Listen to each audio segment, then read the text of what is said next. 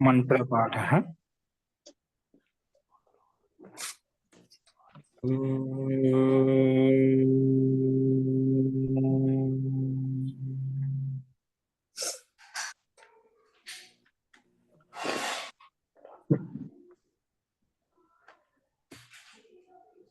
सहना भवतु सहनौ भुनक्तु सह वीर्यं करवावहै तेजस्विनावधीतमस्तु मा विद्विषावहै।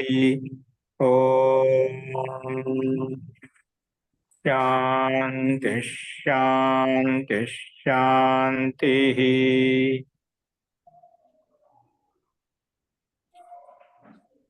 సర్వేభ్యో నమః.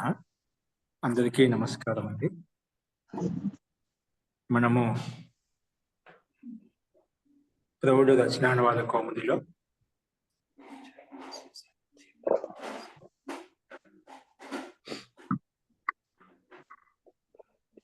అభ్యాసం 24 చెప్పుకుంటున్నాము.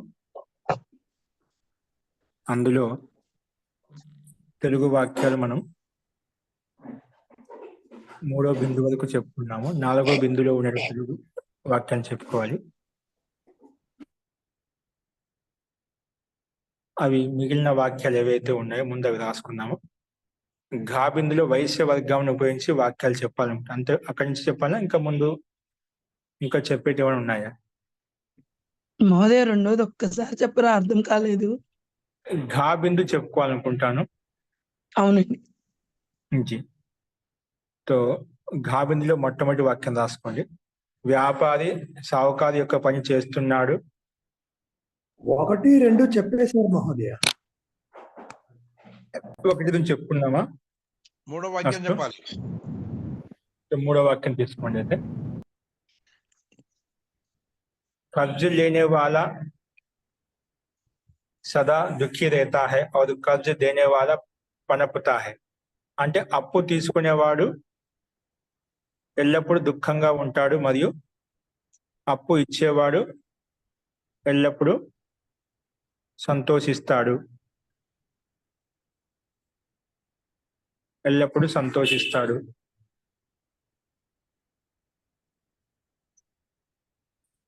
వృద్ధి చెందుతాడు. పనపతే అంటే వృద్ధి చెందడం అన్నమాట. ఎల్లప్పుడూ వృద్ధి చెందుతాడు. అప్పు తీసుకునే వ్యక్తి ఎల్లప్పుడూ దుఃఖంగా ఉంటాడు మరియు అప్పు ఇచ్చేటువంటి వాడు వృద్ధి చెందుతాడు. నెక్స్ట్ వాక్యం.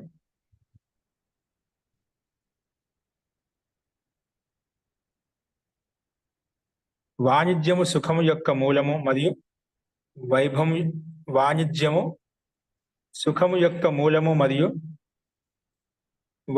యొక్క కర్త. అంటే వాణిజ్యం సుఖానికి మూలము మరియు వైభవానికి కర్త. వాణిజ్యము సుఖానికి మూలము మరియు వైభవానికి కర్త.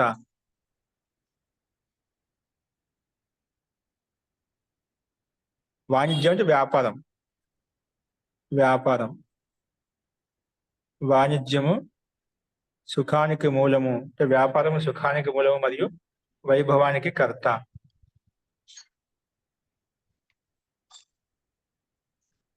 నెక్స్ట్ 5వ వాక్యం.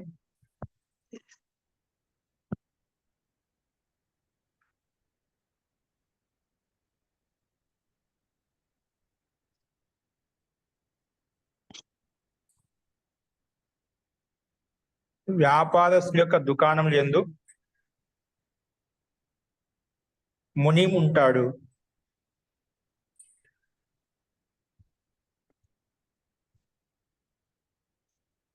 ఆ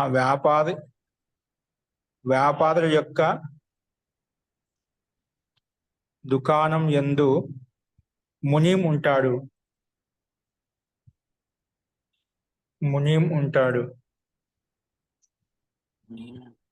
వ్యాపారుల యొక్క దుకాణం నందు ముని ఉంటాడు. ఇది సౌకారి.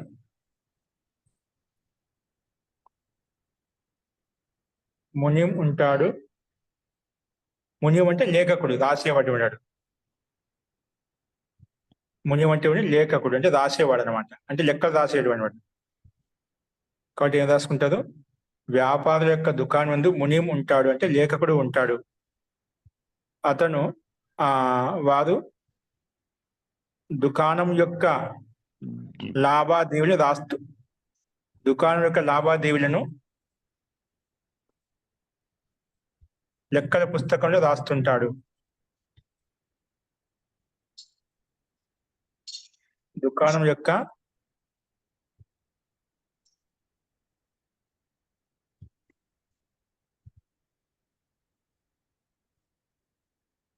లావాదేవీలను అంటే లాభం ఏంటి, ఖర్చు ఏంటి అంటే ఖర్చులు రాసుకోవడం అంట. లావాదేవీలను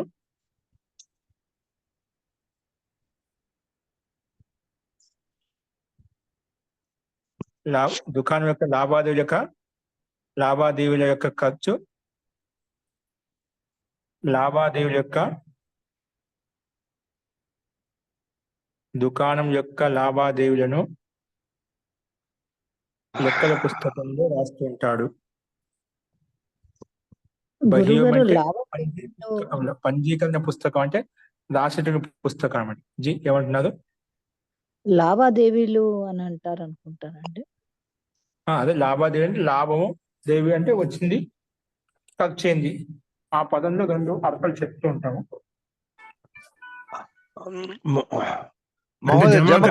జమ ఖర్చు లెక్కలు, జమా ఖర్చు లెక్కలు రాస్తూ ఉంటారు. ఇలా అలా రాసుకోండి. వారు దుకాణం యొక్క జమా ఖర్చులను పుస్తకంలో రాస్తుంటారు. జమా ఖర్చు పుస్తకంలో రాస్తుంటారు, లెక్కల పుస్తకంలో రాస్తుంటారు.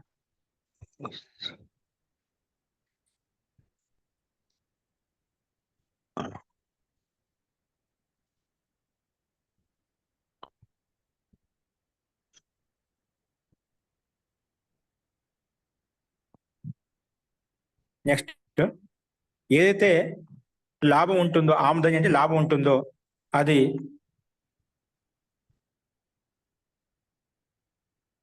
ఆదాయం యొక్క పుస్తకంలో, ఆయ మధ్య అంటే ఆదాయంలో ఏదైతే లాభం ఉంటుందో అది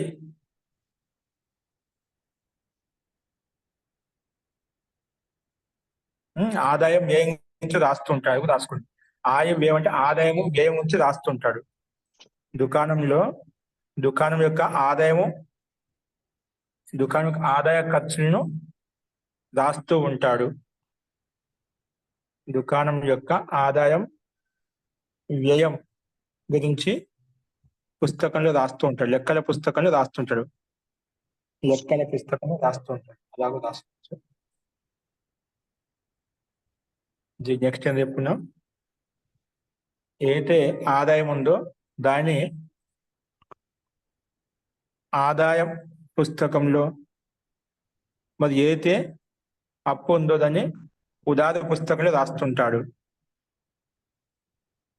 ఏదైతే ఆదాయం అంటే లాభం ఉందో దాన్ని ఆయ మధ్యే అంటే ఆదాయం పుస్తకంలో, అలాగే మరియు ఏదైతే ఉదాహరణ తీసుకున్నా అప్పు తీసుకున్నామో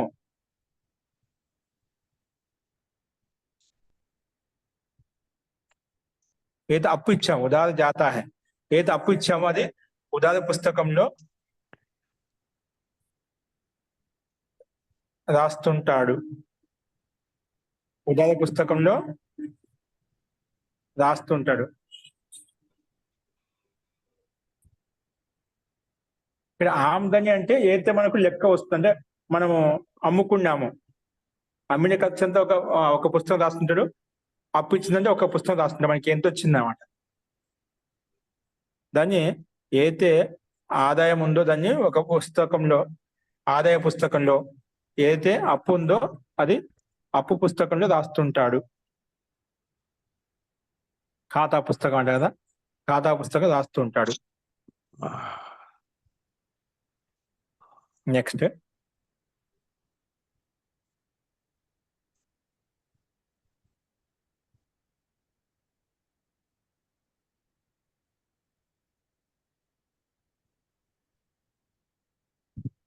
దైనిక ఆయ వ్యయములు దైనిక ఆయ వ్యయములు దైనిక ఆయ వ్యయములు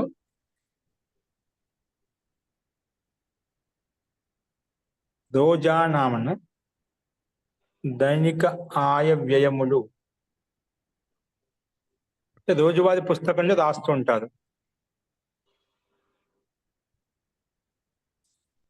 దైనిక ఆయ వ్యయములు అంటే దైనిక ఆదాయము ఖర్చులు రోజువారీ పుస్తకంలో రాస్తుంటారు.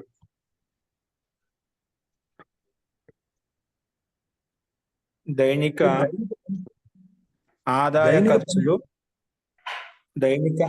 ఖర్చులు రోజువారీ పుస్తకంలో రాస్తుంటారు. దైనిక పంజిక అని వచ్చింది మహోదయ. దైనిక పంజికలు రాస్తూ ఉంటారు. మరియు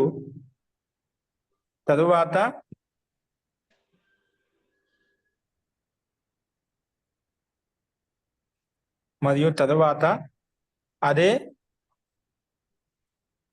అదే లేఖనం అదే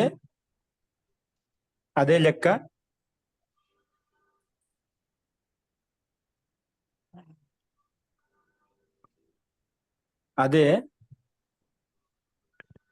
తర్వాత అదే లేఖా జోకా అంట కదా, అక్కడ రాసిందే అన్నమాట. రోజు పుస్తకం రాసింది. తర్వాత అదే లేఖనం పంజీకరణ పుస్తకంలో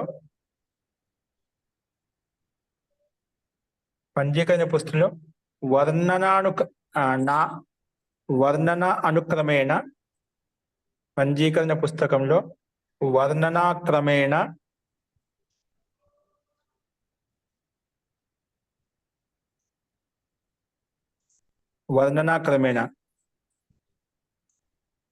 అదే లేఖనం పంజీకరణ పుస్తకంలో వర్ణన క్రమంలో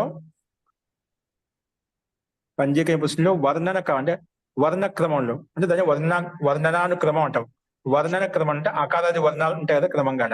వర్ణన క్రమంలో index register ledger journals and ledgers sir. అవి మామూలుగా జర్నల్స్ లో డేట్ వైజ్ ట్రాన్సాక్షన్, లెడ్జర్ లో ఇండివిజువల్ అకౌంట్స్ లో వెళ్తాయి. తెలుగులో ఏమంటాం మనం? వర్ణ అంటే క్రమంగా అకారాది జర్నల్ ఎంట్రీ, లెడ్జర్ ఎంట్రీ అని వాడుకుంటాం మనం. అదే అండి, తెలుగులో ఏమని చెప్తాం? గురుగారు విషయ సూచిక ప్రకారం ఇంగ్లీష్ పదాలు బాగా రూఢి అయిపోయి మనకు తెలుగు పదాలు బాగా తక్కువ వస్తుంటాయి. సరే, వర్ణనాక్రమం అనేది మనకు తెలుసు. అంటే నామాల వర్ణాలు ఏవైతున్నాయో ఆ వర్ణాల క్రమం అనమాట. వర్ణనాక్రమంగా ప్రతి వ్యక్తి యొక్క లెక్కలు రాస్తారు. వర్ణనానుక్రమంగా ప్రతి వ్యక్తి యొక్క లెక్కలో రాస్తుంటాడు.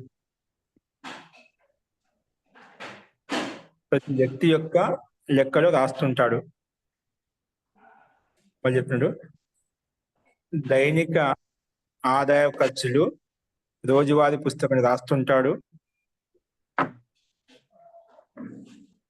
రోజువారీ పుస్తకం రాయబడతాయి. మరియు తర్వాత అదే లేఖనం పంజీకరణ పుస్తకంలో వర్ణనానుక్రమంగా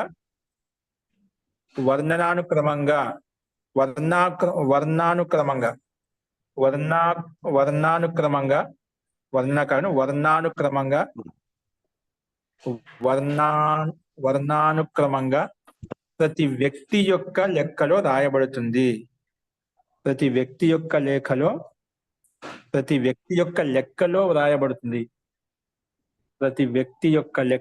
వ్రాయబడుతుంది.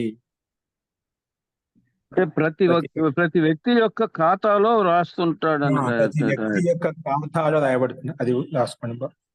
ప్రతి వ్యక్తి యొక్క ఖాతాలో రాయబడుతుంది. అంటే ఎవరికి ఏ ఖాతా అయితే ఉందో ఆ ఖాతాలో ప్రతి వ్యక్తి యొక్క ఖాతాలో రాయబడుతుంది.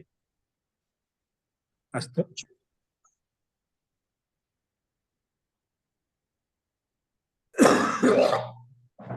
వ్యాపారి, నెక్స్ట్ వాక్యం, అంతిమ వాక్యం. వ్యాపారి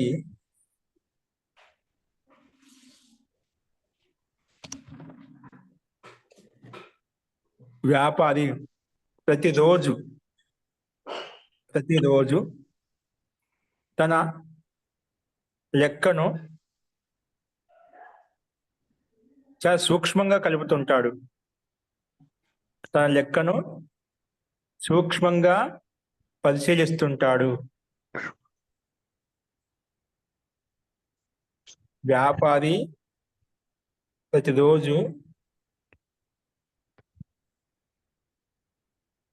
తన లెక్కను చాలా సూక్ష్మంగా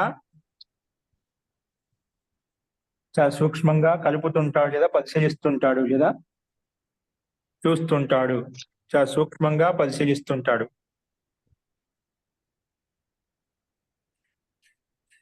తన లెక్కను చాలా సూక్ష్మంగా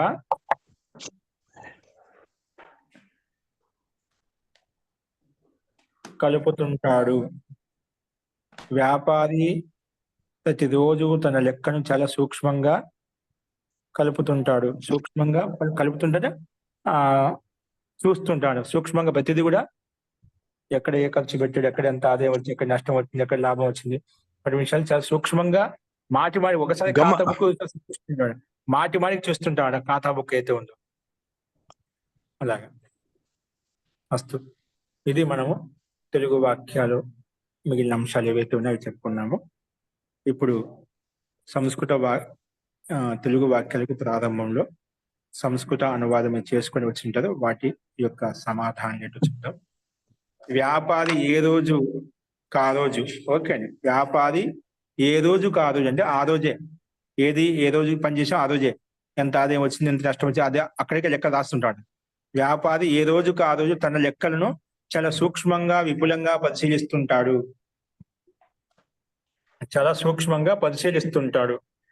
వ్యాపారి ప్రతిరోజు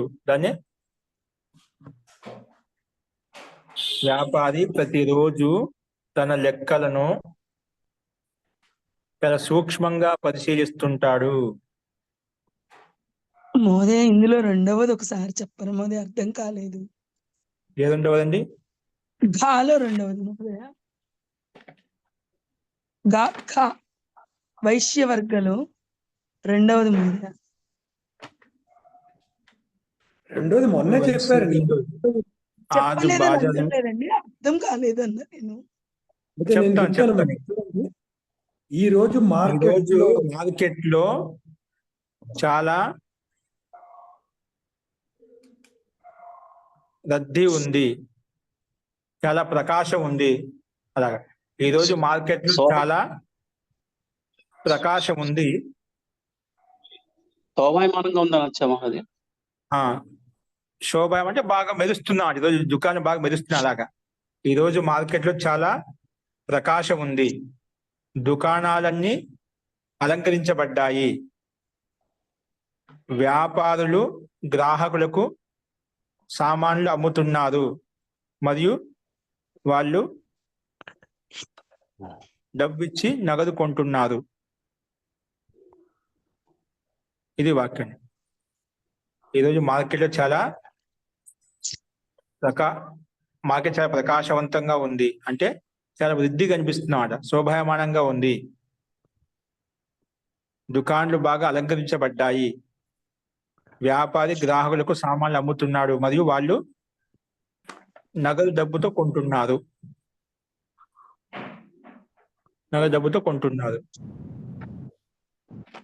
ఓకే, ఇది వాక్యం. అర్థమైందా? ఓకే, చూడండి. సంస్కృత వాక్యాల్లో మనకు మొట్టమొదటి వాక్యం అంటే మొట్టమొదటి సమాధానం కాబిందులో గో శబ్దాన్ని ఉపయోగించి రాయాలి మనం. మొట్టమొదటి శబ్దం వచ్చేసి గవ్యే దూద్వాలి హో. గవ్యే दूधवाली हो। गावः क्षीरिण्यः, गावः क्षीरिण्यः स्यात्। दूध वाली क्षीरिण्य, क्षीरिण्यది క్షీరం అంటే పాలు. గావ క్షీరిణ్య పదం కింద ఇచ్చారు చూడండి. గౌ గావౌ గావః బహువచనంలో గావః వస్తుంది. గావః క్షీరిణ్యః స్యాత్, గావః క్షీరిణ్యః స్యాత్, గావః క్షీరిణ్యః స్యాత్.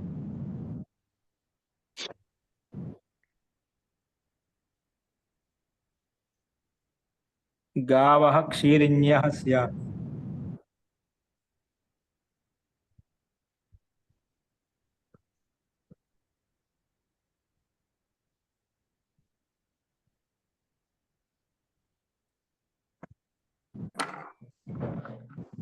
गावः क्षीरिण्यः स्यात्. నెక్స్ట్ మహోదయ చూడండి. బహువచనం గనక ఇది ఆవులు కనుక స్యు అని రాయకూడదు, స్యుహు అని. गावः क्षीरिण्यः स्युः. ఓకే, ఉత్తమం. गावः क्षीरिण्यः स्युः. स्यात् स्यात् स्यातां स्युः. स्यात् स्यातां. నెక్స్ట్ రెండో వాక్యం. चरागाह से गाय को लाओ, शाद्वलात् गाम आनया. చరాగాహ అంటే షాద్వల అనే శబ్దం ఇచ్చారు ఇక్కడ. షాద్వలాత్ గామ్ ఆనయ, షాద్వలాత్ గామ్ ఆనయ. ముందు పదం స్యూహు రాసుకోండి. స్యాత్ ఏకవచనం కాకుండా కర్త బహువచనం, క్రియాపదం క్రియాపదం బహువచనం ఉంటుంది. నెక్స్ట్ చెరాగాహ అంటే ఏంటండి? ఏంటండి? చెరాగాహ అంటే ఏంటండి? అంటే ఆవులు మేసేటువంటి స్థాన విశేషం. చరించేది. ఓకే. దీనికి శబ్దం వచ్చింది షాద్వలాత్. షాద్వలాత్ గామ్ ఆనయ, షాద్వలాత్ గామ్ ఆనయ.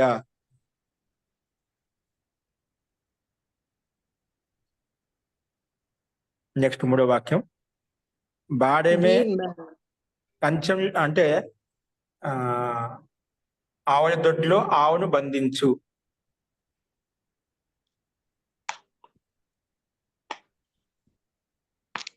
ఆవుల దొడ్లో అంటే ఆవులు ఉండే స్థానంలో ఆవును బంధించు. ఆ వాక్యం చెప్పుకున్నాము. కింద ఇచ్చారు చూడండి, దానికి శబ్దం ఇచ్చాను. సంపూర్ణ వాక్యం.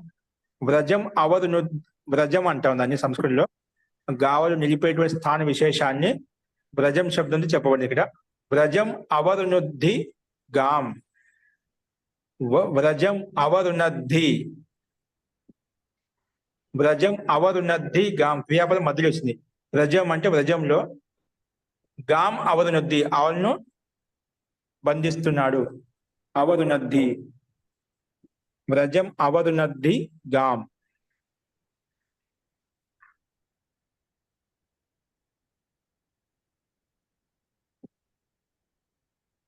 నెక్స్ట్ గవాం పాలయ, గవాం పాలయ.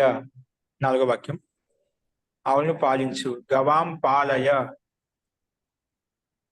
గవాం పాలయ. మూడో వాక్యం. వ్రజం అవరునద్ధి గాం అనేది సంకేతంలో ఇచ్చారు, చూసి రాసుకుని తప్పులు లేకుండా. వ్రజం అవరునద్ధి గాం. నెక్స్ట్ వాక్యం. గవాం అనేది ద్వితీయ మహోదయ. అది గవాం అంటే అప్పుడు బహువచనం గవాం చెప్పాలి కదా మహోదయ. గవాం అంటే చాలా. గౌ గావో గావ గాం. ఏం చెప్పాను మీకు?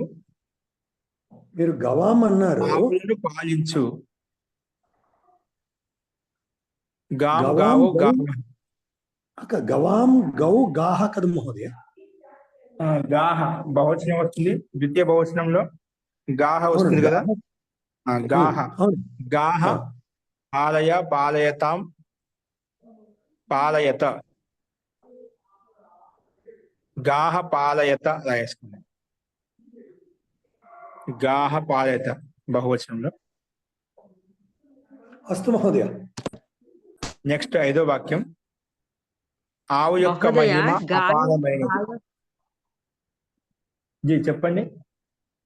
గాయంకో పాలు, గాయం అంటే ఇక్కడ బహువచనం కదా మహోదయ. గాయ ఆవులను పాలించు.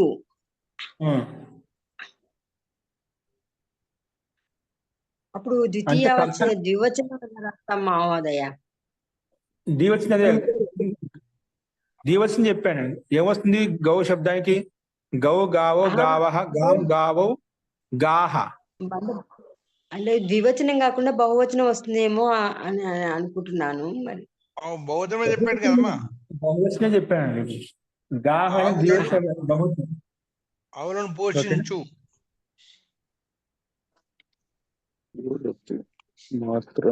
ఇక్కడ పాలయ శబ్దం అనేది ఒక నిమిషం, అది మనం ఏకవచనంలో ఒక వ్యక్తికి చెప్తున్నాడ. ఆ వ్యక్తికి పాలయ. చాలా మంది అయితే మనము అలాగో పెట్టుకోవచ్చు పాలయత అని చెప్పి. ఇక్కడ పాలయ ఏకవచనం రాసుకోండి.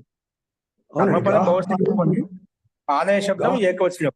ఇప్పుడు పాలయత అని అనుకోండి, మన కర్తం కూడా బహువచనం వస్తుంది. అంటే అధ్యాహారం చేసుకోవాలి, అక్కడ లేదు. మనం ఏదైనా మీరు ఎందుకు గౌలను పాలించండి అలా వస్తున్నాడు. కాబట్టి ఏకవచనం పెట్టుకోండి. ఒక వ్యక్తికి చెప్పిన ఏదైనా గోపాలకుడికి నువ్వు ఆవుని పాలించు అని చెప్పి. అందుకే గాహ పాలయ, గాహ పాలయ అలా రాసుకోండి. ఓకేనా? అస్తు మహోదయ.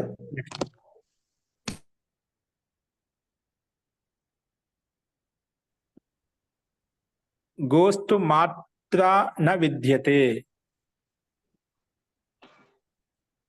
ఇక్కడ 4వ వాక్యం 5వ వాక్యం చూడండి. గోస్తు మాత్ర న విద్యతే. గోస్తు మాత్ర అంటే మహిమ నా విద్యతే. గోహు, గోస్తు అంటే ఇక్కడ గోహు అంటే ఆవు యొక్క.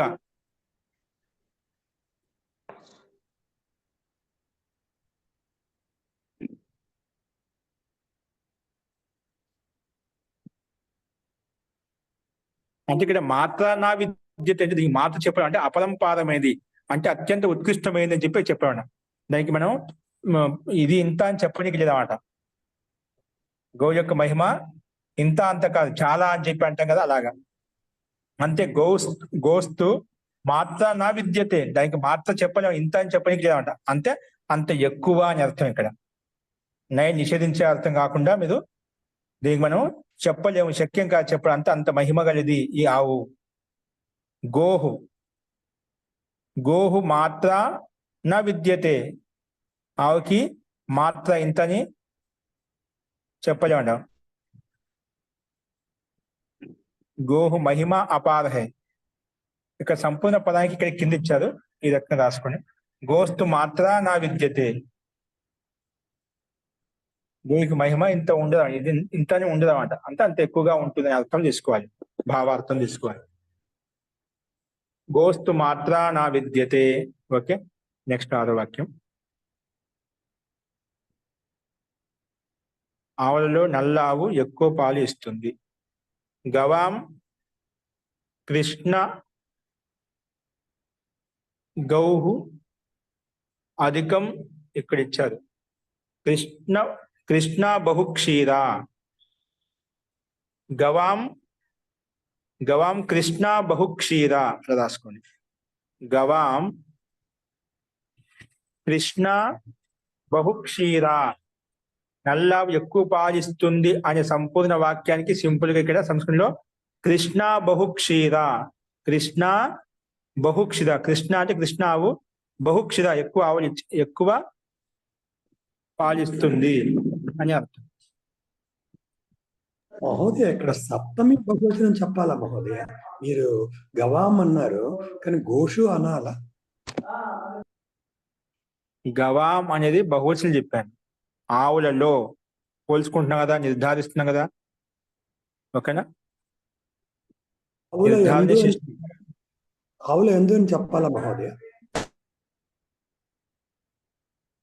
నిర్ధారణ షష్ఠి విభక్తి తీసుకొని చెప్పాను. అస్తు.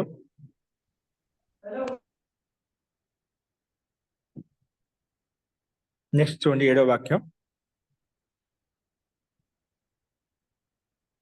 రాముని యొక్క మాట విని సీత చెప్పింది. రామస్య రామస్య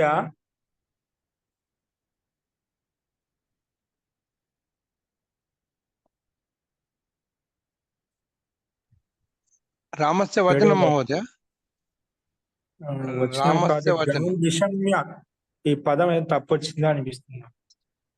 గాం నిశమ్య, గా అనే శబ్దం వచనంలో కూడా వస్తుంది అన్నమాట. ఇక్కడ ఈ సందర్భంలో గా శబ్దం తీసుకోబడింది.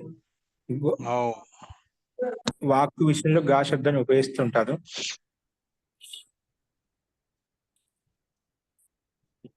అస్తు, ఇక్కడున్న పదం ప్రకారం కాకుండా రామస్య వచనం శ్రుత్వా సీత ఉక్తవతి.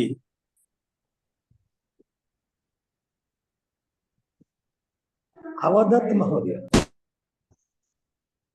సీత ఉక్తవతి, సీత బోలి. రామస్య వచనం శ్రుత్వా సీత ఉక్తవతి, ఇది ఇక్కడ చెప్పాము. ఇక్కడ ఇంకోటి ఏమి ఇచ్చారంటే మనకు రామస్య గాం నిశమ్య సీత అవోచత్. సీత అవోచత్,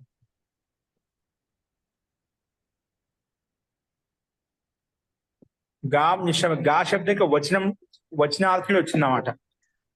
గో శబ్దము కిరణార్థంలో వస్తుంది, గాయార్థంలో వస్తుంది. గో శబ్దం అనేక అర్థాలు ఉన్నాయండి. ఇక వాకర్థంలో గో శబ్దం తీసుకోబడింది అన్నమాట. అందుకే రామస్య గాం నిశమ్య విని సీత అవోచత్. సీత అవోచత్, లేదా అని బట్టి రాసుకోండి. ఓకేనా, లేదా అని బట్టి రాసుకోండి. నెక్స్ట్ ఖా బిందు తీసుకోండి. రెండో బిందు ఖా బిందులో ఒకసారి చెప్పరా మళ్ళీ. రెండు రకాలు చెప్పాను.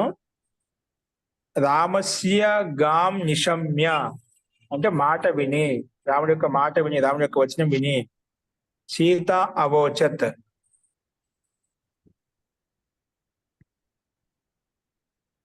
ఓకేనా,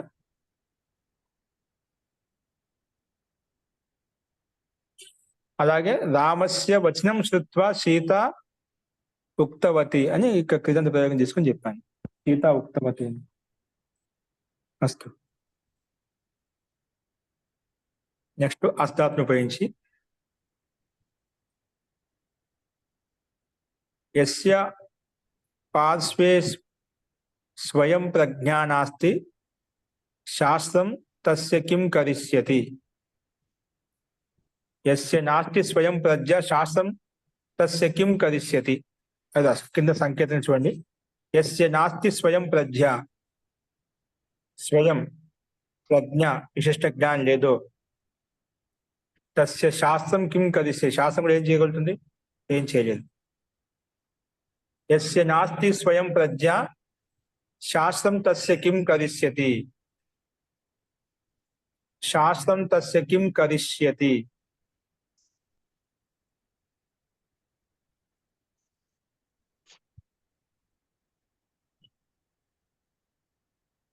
శాస్త్రం కరోతి కిమ్ అని కూడా చెప్పచ్చా మహోదయ? ఇదే రాస్తుంది, శాస్త్రం కిం కరిష్యతి. ఓకేనా, అస్తు. యస్య నాస్తి స్వయం ప్రజ్ఞ శాస్త్రం తస్య కిం కరిష్యతి. అస్తు. మీరేం చెప్పారు? శాస్త్రం కరోతి కిమ్ అని చదివినట్టు గుర్తుంది మహోదయ. అదేగా అంటే చేస్తాది. శాస్త్రం ఏం చేస్తాది అంటే శాస్త్రం ఏం చేయదు. ఓకే, వక్త యొక్క అభిప్రాయం బట్టి ఏ రూపంగా దాన్ని అభివ్యక్తం చేయాలనుకునే అది మన ఇష్టం అనమాట. నెక్స్ట్ వాక్యం చేయండి. మేరే పాస్ ఖానే కో హై మమ అస్తి మే భోక్తుం. అస్తి ఉన్నాయి, మే నా దగ్గర, ఏంటివి? తినటానికి, భోక్తుం తినటానికి, మే అస్తి. మే అనేప్పది ఇక్కడ నాకు అని అర్థం. ద్వితీయ భక్తి ఏకవచనంలో అస్తి మే మమ సమీపే. మమ ఇక మే షష్ఠీ విభక్తిలోనే మమ సమీపే భోక్తుం అస్తి, నా దగ్గర తినటానికి ఉన్నాయి. మే షష్ఠీ విభక్తిలో రెండో రూపం అన్నమాట. రూపద్వయం అక్కడ రాసుకోవచ్చు మనం. అందులో మే శబ్దం ఉపయోగిస్తున్నారు. చతుర్థి భక్తిలో ఉంటుంది, షష్ఠిలో ఉంటుంది, ద్వితీయలో కూడా ఉంటుంది అన్నమాట. 3 చోట్ల ఉంటాయి. అస్తు. అస్తి మే భోక్తుం. అస్తి మే భోక్తుం సంకేతం చూసి రాసుకోండి. ఘా బిందులో రెండో వాక్యం. అస్తి మే భోక్తుం. నెక్స్ట్ వాక్యం. ఏవైతే నా వస్తులో అవి నువ్వు తీసుకో. ఏవైతే నా వస్తులో అవి నువ్వు తీసుకో. యన్ మమాస్తి. నెక్స్ట్ వాక్యం. ఏవైతే నా వస్తు. మూడో వాక్యం. యన్ మమాస్తి. ఇంకోటి ఇందాక చెప్పారు మమ సమీపే భోక్తుం అస్తి అని కూడా చెప్పారు. మమ సమీపైన దానికి ఇక్కడ మే శబ్దంతో అర్థం వచ్చేస్తుందండి. అలాగే మే మనకు సంకేతం అస్తి మే భోక్తుం. అస్తి మే భోక్తుం మే అస్తి అంటే ఏంటంటే నా దగ్గర ఉన్నాయి. మే అనే పదంలో వచ్చేస్తున్నాం అన్న. మే అనే పదంలో నా దగ్గర అనే అర్థం వస్తుంది. విశేషంగా చెప్పాల్సిన అవసరం లేదు. ఓకేనా? అస్తు మహోదయ.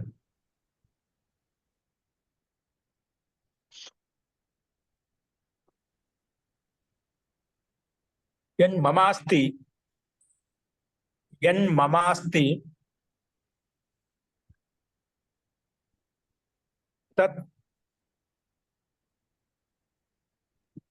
తత్వం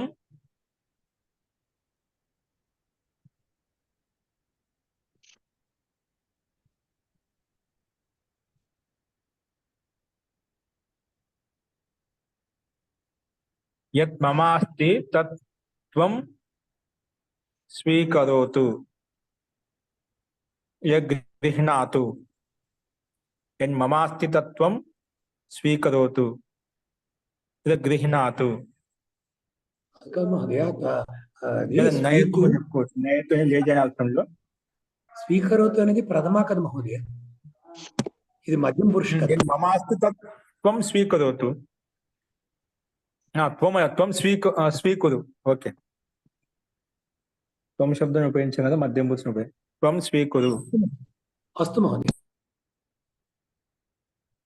నెక్స్ట్ వాక్యం.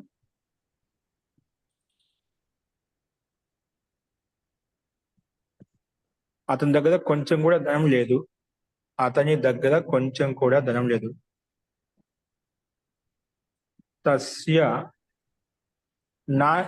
నహి తస్య అస్తి కించిత్ స్వం. స్వం అంటే ధనం. చూడండి ఇక్కడ కింద సంకేతం చూడండి. నహి తస్యాస్తి కించిత్ స్వం. నహి తస్యాస్తి కించిత్ స్వం.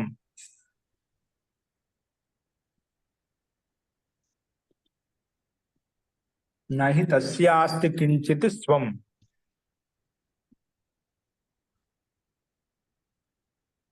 నహి తస్యాస్తి కించిత్ స్వం.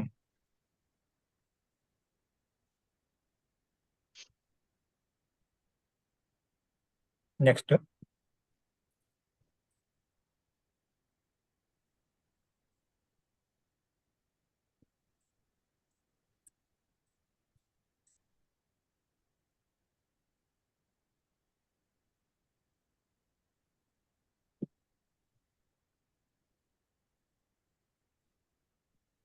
ఐదో వాక్యం.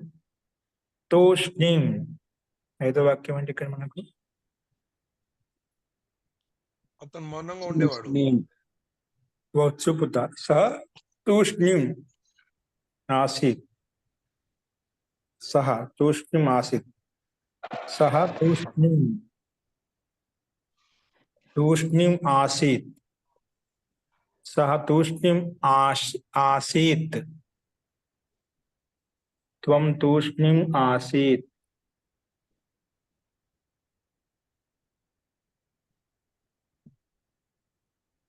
త్వం తూష్ణీం ఆసీత్.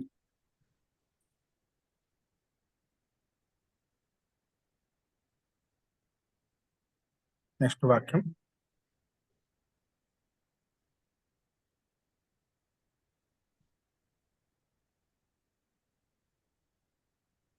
अच्छा ऐसा ही सही. अच्छा ऐसा ही.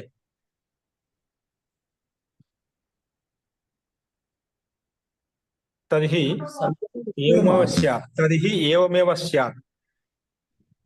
అస్తు ఏవమేవ స్యాత్. అస్తు అంటే అలాగే అన్నట్టుగా అస్తు. అస్తు ఏవమేవ స్యాత్.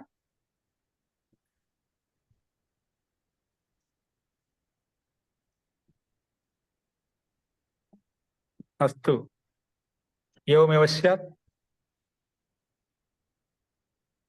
అస్తు ఏవమేవ స్యాత్. అస్తు మంచిది, అలాగే కానీ. అస్తు ఏవమేవ స్యాత్. నెక్స్ట్ వాక్యం. సృష్టికి ప్రారంభంలో నా అసతత నా సతత. సృష్ట్యాదౌ సృష్ట్యాదౌ సృష్ట్యాదౌ నా అసదాసిత్ నా సదాసిత్. తదానీం అప్పుడు.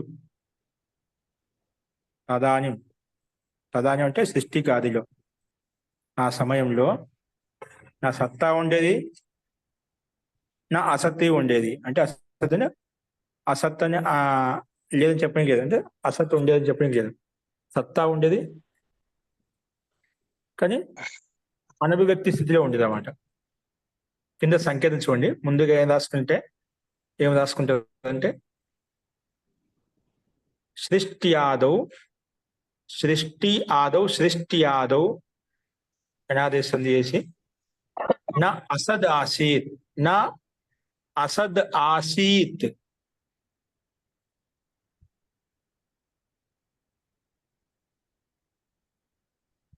నా అసద్ ఆసీత్. అలాగే నా సద్ ఆసీత్. నా సద్ ఆసీత్. తదానీం సంధి చేసి ఇచ్చే సంకేతంలో నా అసదాసీన్ నో సదాసీత్ తదానీం అని చెప్పి నా అది మన సంధి వల్ల నో అయిపోతుంది.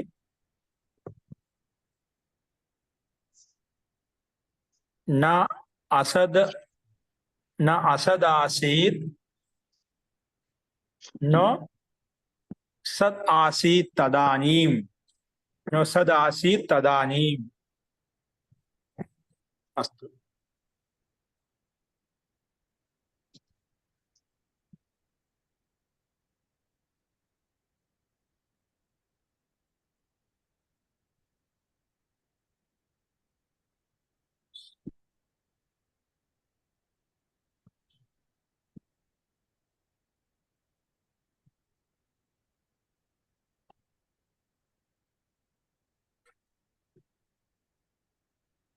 నెక్స్ట్ వాక్యం చూడండి.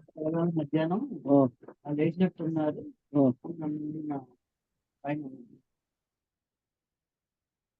నెక్స్ట్ వాక్యం చూడండి.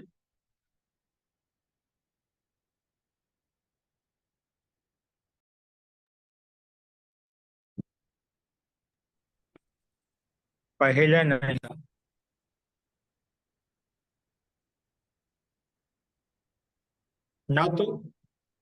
నా తు ఏవ అహం జాతు నా అసం నాసం.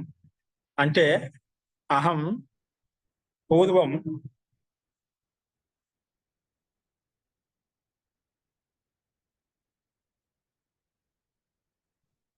కింద సంకేతం కనిపిస్తుంది చూడండి. నత్తు ఏవాహం. ఇక్కడ సంధి విడిచి చెప్తున్నాను. నత్వేవాహం ఇచ్చారు అక్కడ. నతు ప్లస్ ఏవ ఆహం. నతు ఏవ ఆహం. నతు ఏవ అహం జాతు నాసం.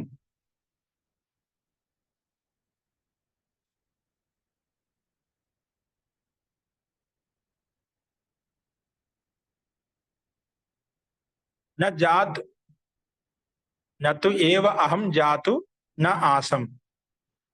పూర్వం లేదు అని చెప్పి లేదు అంటే ఉండేది. ముందు లేదు అని ఆ మాట లేదు అంటే ముందు ఉండేది, ముందు లేదనే మాటే లేదు, ముందు లేదనే మాట లేదు. నత్తు ఏవ అహం జాతు నా ఆసం, లేదు అని చెప్పి మాటే లేదు. నత్తు ఏవ అహం, అహం నేను ముందు లేను అనే మాటే లేదు అంటే నేను ఉన్నా అని అర్థంలో. నత్తు ఏవ అహం జాతు నా ఆసం, నిశ్చయంగా నేను లేను అనే మాటే లేదు అంటే నేను నిశ్చయంగా ఉన్నాను. జాతు అనే శబ్దం నిశ్చయార్థంలో తీసుకోవాలి ఇక్కడ. దాన్ని సంధి చేస్తే నత్వేవాహం జాతు నాసం. చూసి రాసుకోండి, విడదీసి రాసిన పదవి, కలిపి రాసిన పదవి మీ సౌకర్యాన్ని బట్టి కలిపి రాసుకుంటే మంచిది, అర్థం చేసుకుంటే ఇబ్బంది లేదు. నెక్స్ట్ వాక్యం.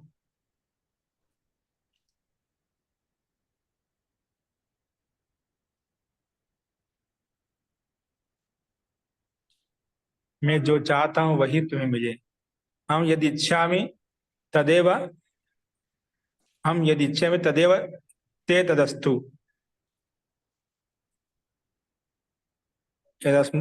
अहम यद इच्छामि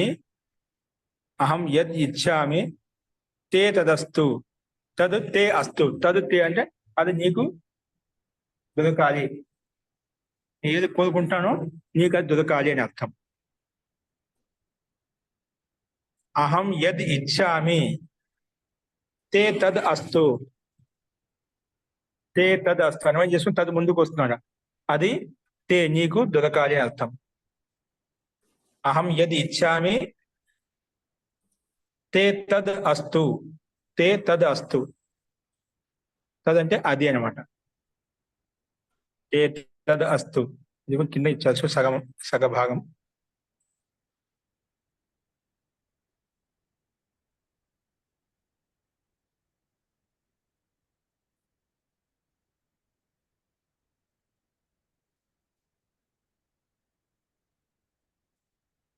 నెక్స్ట్ చూడండి.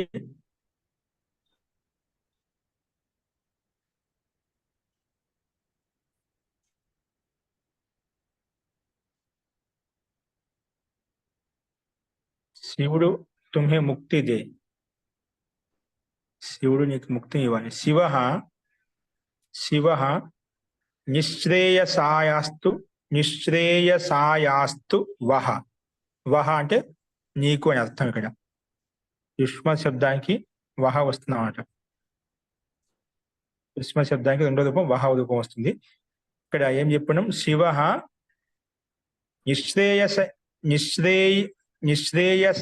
నిశ్రేయసాయస్తు.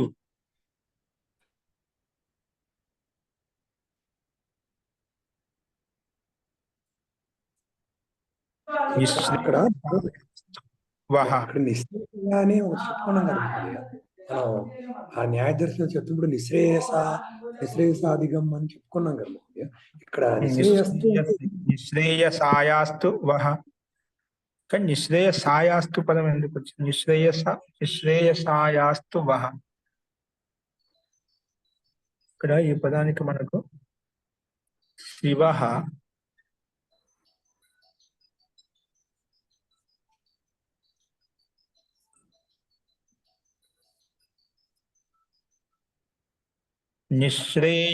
నిశ్రేయసాయాస్తు వహ.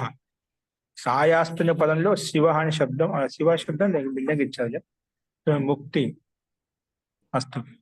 శివ నిశ్రేయసాయాస్తు వహ. ఇదంతా సమస్త పదం ఒకే క్రియాపదం. నిశ్రేయసాయాస్తు వహ, ముక్తి ఇవ్వాలి. శివ వహ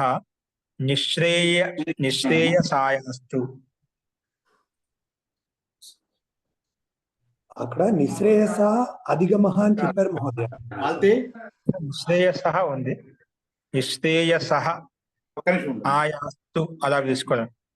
ఆయాస్తు వహ, నిశ్రేయసాయాస్తు వహ, నిశ్రేయసాధిగమః అని చెప్పుకుంటాం మనం అక్కడ.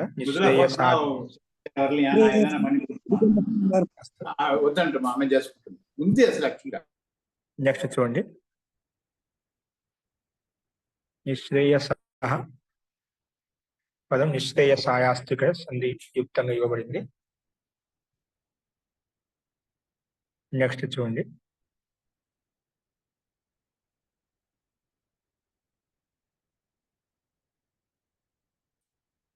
సజ్జనానాం కళ్యాణాయ సజ్జనానాం భూతయే శబ్దం ఇచ్చదు. భూతయే కళ్యాణం కొరకు కింద సంకేతంలో సజ్జనానాం కళ్యాణాయ లేదా భూతయే సజ్జనానాం భూతయే లక్ష్మీ సరస్వతీ చ లక్ష్మీ సరస్వతి సంగతం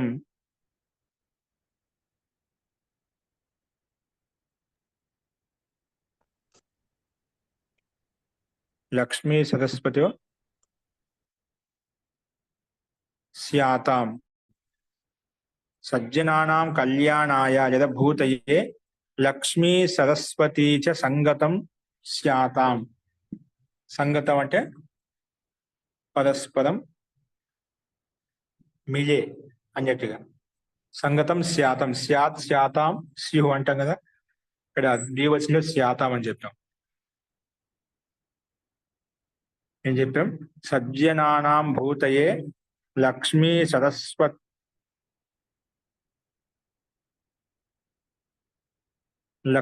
సరస్వత్యాః సంగతం స్యాతాం. లక్ష్మీ సరస్వతి వాళ్ళిద్దరికి ఇక్కడ ద్వివచనం రాయండి. లక్ష్మీ సరస్వత్యోః సంగతం స్యాతాం. లక్ష్మీ సరస్వత్యోః లేదా శ్రీ సరస్వత్యోః సంగతం స్యాతాం. ఓం ఆచార్యజీ. సజ్జనానాం భూతయే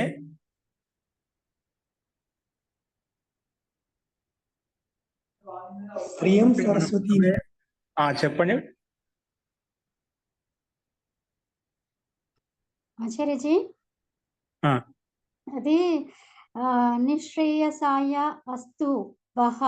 ఇక్కడ నిశ్రేయసాయ అనేది ఇక్కడ శ్రేయసాయాస్తు చెప్పండి. అలా నౌన్ ఫామ్ తీసుకొచ్చేసి చతుర్థిలో వహ కూడా చతుర్థిలో కొరకు, అతని కొరకు, నా కొరకు అలా వస్తుంది కదా, అలా అన్నమాట. అంత అనుకుంటున్నా నేను. నిశ్రేయసాయాస్తు ఎలా? చతుర్థి. చతుర్థి నిశ్రేయస రామాయ నిశ్రేయసాయ భక్తి కోసం ఉంటుందా?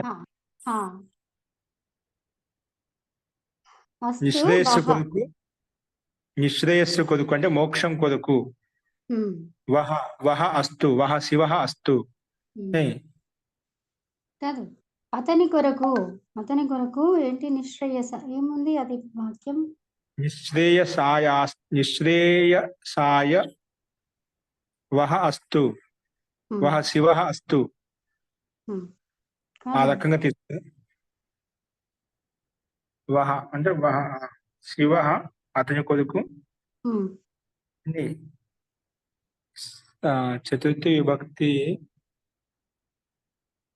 నిశ్రేయసాయ నిశ్రేయస్ శబ్దము నిశ్రేయసాయ అస్తు వహ శివ అతనికి. శివ తుమ్హే ముక్తి దో. శివుడు ముక్తిని నిశ్రేయసాయ అస్తు నిశ్రేయస్ కొరకు ఉండాలి అంటే ఇవ్వాలి, ముక్తి ఇవ్వాలి. అస్తు ఉంటాడు అనే అర్థంలో అలా తీసుకుంటాం. చతుర్థి విభక్తి యోగంలో ఇది కూడా చెప్పింది. చతుర్థి విభక్తి తీసుకోవచ్చు. చతుర్థి విభక్తి ఉంది ఇక్కడ. అది సమస్త పదంగా ఇచ్చేసరికి మనం దాన్ని విభాగం చేయలేదు. నిశ్రేయసాయ వహ అస్తు శివ. వహ అంటే నీకు శివుడు నిశ్రేయస్సు కొరకు అస్తు ఉండాలి, నీకు ముక్తిని ఇవ్వాలి. అస్తు అంటే ఇక్కడ మన భావార్థ అభివ్యక్తం చేసుకోవాలన్నమాట. అస్తు ఎందుకంటే అక్కడ క్రియాపదం యాడ్ అయింది అనమాట.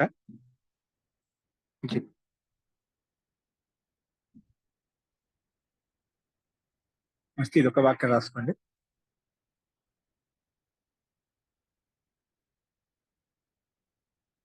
సజ్జనానాం కళ్యాణాయ శ్రీ సరస్వత్యోః సంగతం స్యాత్.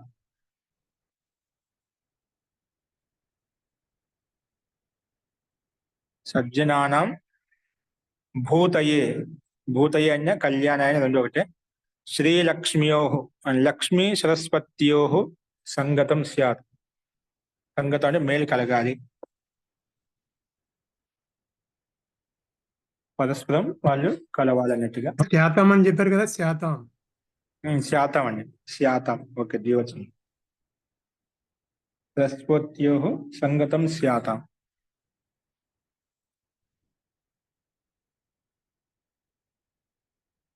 అస్తు.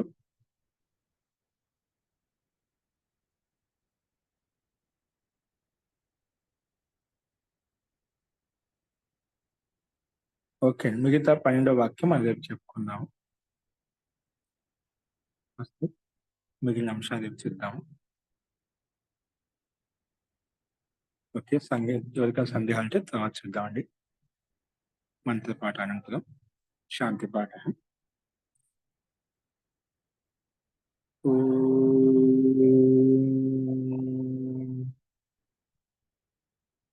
సర్వే భవంతు సుఖినః, సర్వే సంతు నిరామయాః, సర్వే భద్రాణి పశ్యంతు, మా కశ్చిత్ దుఃఖభాగ్ భవేత్. ఓం శాంతి శాంతి శాంతి. సర్వేభ్యో నమః. నమస్తే మహోదయ. నమస్తే మహోదయ. నమస్తే.